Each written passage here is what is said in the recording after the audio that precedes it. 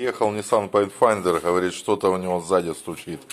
Пересмотрели ходовку, вроде все нормально. Вот колесо поддомкратили.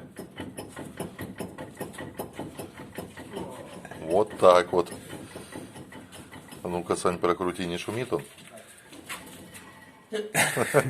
Шкребет. Да, также были по электрике ошибки, датчик давления топлива. Тот же Pathfinder, что тут у нас по пыльничкам.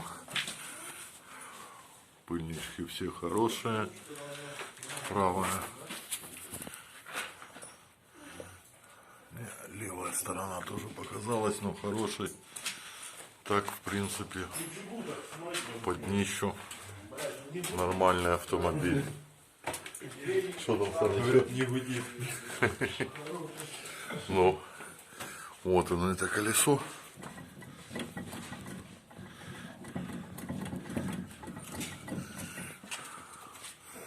О, пыльнички, все хорошо здесь. Хороший, мощный автомобиль для леса. Все. Ну вот, чуть не придавил меня.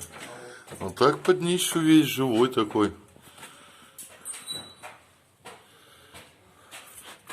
Так что под замену здесь ступичный подшипник. Либо ступица, посмотрим, как меняется.